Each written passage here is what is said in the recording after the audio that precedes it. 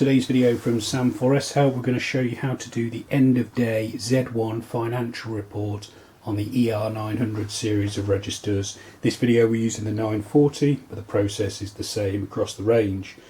You need the metal key marked either Z, P or C, and you need to turn it round to the Z report mode. When you're in the Z report mode, you press 1 followed by subtotal. The cash drawer fires, enabling you to remove the cash drawer insert and the money, and the report prints out the front of the machine. If we take a look at the report, so Z reports are resetting reports. So we've previously showed you how to do an X report which doesn't reset. On the Z you get the same information in the same layout, but the report has reset, so the data has been pushed over into the Z2 file, meaning that when you trade tomorrow and run a Z report at the end of tomorrow, you'll only have tomorrow's information in. I'll prove the point actually by running another Z report now. This will be totally blank apart from the non-resettable grand total on the machine. So because I've done no trading, this Z report has no information in it. We take a closer look at the proper Z report we've done. You've got the date and time the report was run at the top, the counter number, so this is the 14th Z report, Z1 report I've run, and the date of the last report. If we try and break down what some of the figures mean on there, financial, you've got PLU total 75, that means I've sold 75 items with a total value of 49150.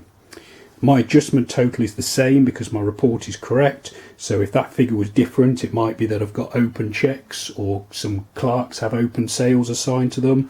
If that is the case, I'll show you how to run a separate report to see what open items are on the register, and that will appear at the end of this video. Non-tax, so I've not got tax set up on my machine. If you've got it up on yours, you'll have VAT splits or tax splits appearing now. Percent 1 minus 10, that means I've used the discount button once to a total value of £10.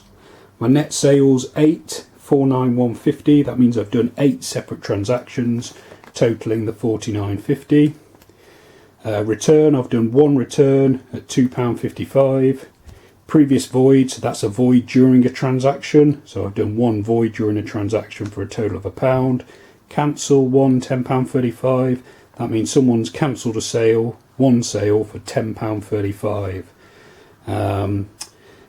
Reports can get complicated on the tills, so if your report doesn't look like it adds up, it's a case of just getting your calculator out and working out what the figures are. So gross sales 50405.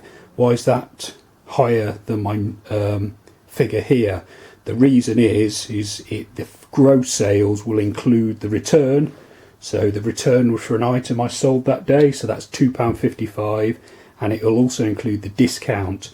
So if I add £12.55, so £10 for my discount, £2.55 for my return, £12.55 gets me to 15,560. Sorry, take it off that, add it onto this figure. That gets me to, where does it get me to?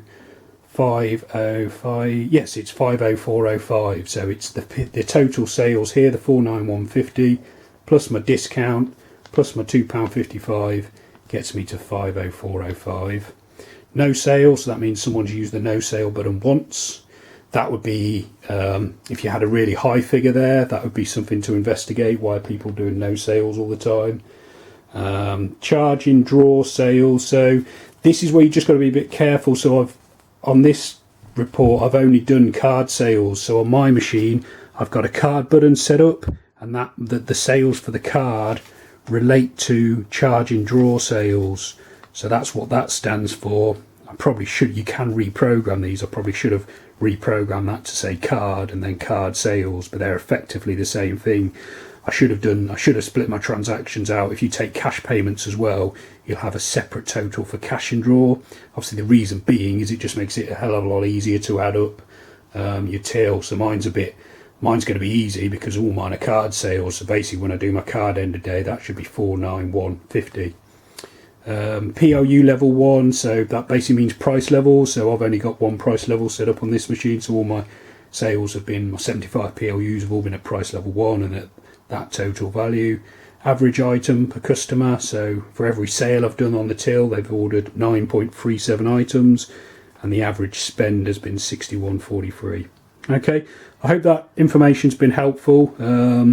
Z reports are tricky because it's all well and good for me to do a nice easy video that's controlled with fake sales on the till and all for one item. We get a lot of calls, people saying my till's not adding up, but all the till is, I mean, the clue's in the name really. Cash register, all the till is doing is registering the sales presses that you and the staff have put through the machine. So it'll always add up, in the sense that the figures will always add up to each other and make sense. The trick is if someone's pressed the wrong button, it's trying to work out at what point the sale went wrong, and as to why your till isn't balancing. Okay, I hope that video has been helpful. It's part of a playlist of videos on the reports you can do on the 900, so I'd really recommend checking that playlist out. It'll be appearing on screen now, including the one on how to do the open orders, which is quite a useful one if you've got, especially if you're getting sales figures that aren't adding up. It might be worth checking that out. You can also subscribe to this YouTube channel, or visit sam4shelp.co.uk for more. Thanks for watching.